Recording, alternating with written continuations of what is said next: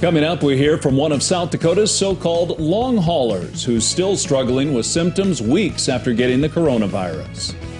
And another professional football league has its sights on a franchise in Sioux Falls. We'll preview the upcoming season of the Women's Football Alliance. Good morning. This is KELOLAND on the go with all you need to know in news and weather as you start your day. A woman from the Pine Ridge Reservation is facing assault charges for allegedly using a rock to maim 5 people, 3 of them who lost fingers in a scheme to obtain painkillers. 40-year-old Frenchone One-Horn has pleaded not guilty in the case. She allegedly tortured 3 of the 5 victims who had their fingers amputated. It's unclear if the victims lost their fingers during the assault or if a doctor had to amputate them.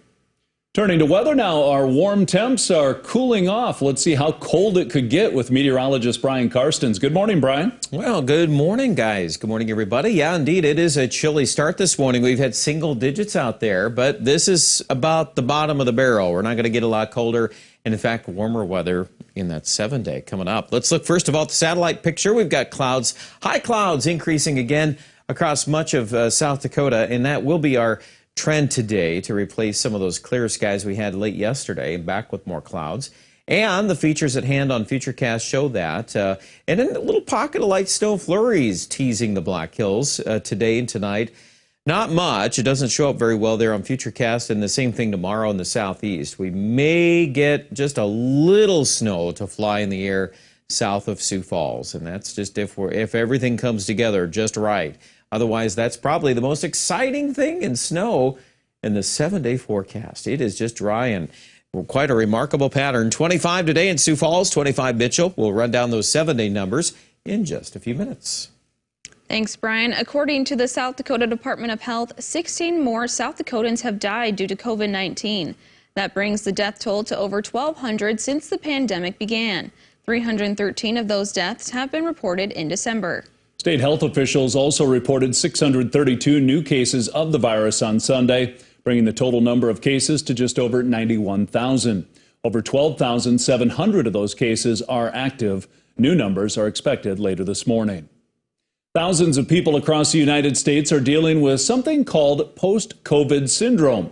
A Brookings woman is one of these long haulers who continue to experience debilitating symptoms long after they have been declared recovered from the virus. 38-year-old Amanda Quam has a demanding job, husband, and 2 kids. She's also a workout fanatic, often working out 2 hours a day or more.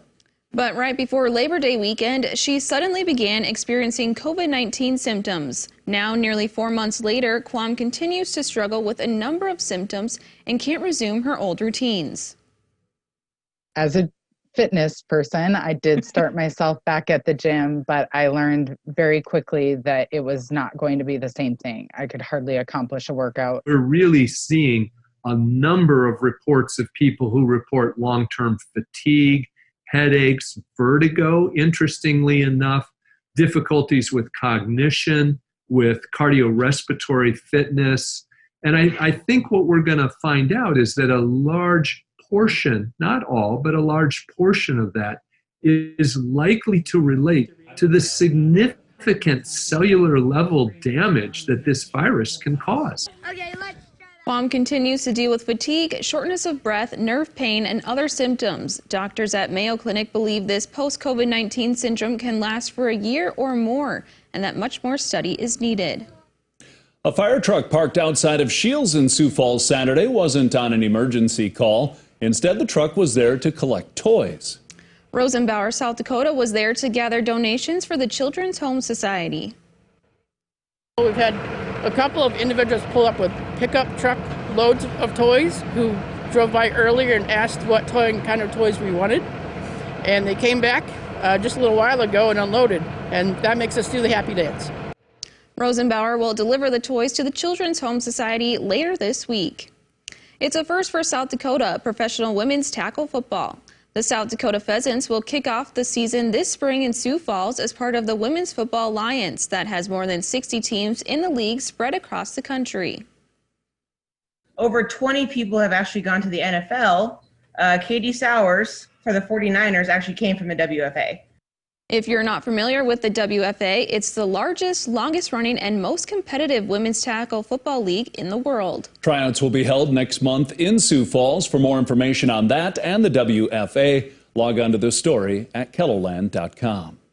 That's a look at some of our top stories. Now let's get one last look at the weather with meteorologist Brian Karstens. Brian?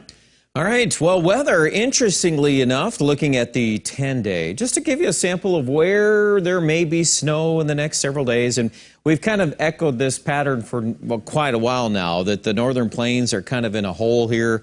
We don't have a lot of big systems at all, and I can't say that things are changing a whole lot. It is looking pretty stable in the pattern. There's maybe some more snow going to our south. Here's an interesting stat to pluck out of the data. Early next week, we're getting indicators of weather being 20 to 30 degrees above the averages for temperatures. A lot of that will be driven by overnight lows again. But, yeah, if you think we're going to get cold, there is cold brewing in Canada, but it's locked up for now. It's not going to get the green light to go this direction at this point. So we'll keep watching it down the road here. Highs today, 25 Mitchell, 24 Chamberlain, 23 Rapid City, a mention of a little light snow in the air. That'll continue tonight as a 20% chance of snow in Rapid City, low around 12. Sioux Falls, clouds at 18, 11 in Aberdeen. And we might get a mention of a little light snow and flurries tomorrow, high of 30 Sioux Falls. That's about it. The southeast is probably the most active, and I don't even want to say much about that. I do think, though, the middle of the week, look at Thursday and Friday. We're back up in the 40s again, and we're likely going to go back to the 40s early next week. That may be the warmest weather of the 7-day forecast. We'll continue to watch the extent of that. Aberdeen also looking at 40s by Thursday, another batch of 40s by Sunday of next week. Pierre is also looking dry with temperatures climbing Wednesday already at 46. And Rapid City, we're talking highs in the mid and upper 40s Wednesday and Thursday. There is a frontal system that affects the Central Rockies there on Friday, but otherwise we're back in the 50s by Sunday. Check out our Storm Center update right here at KELOLAND.com for more information, and have a great Monday.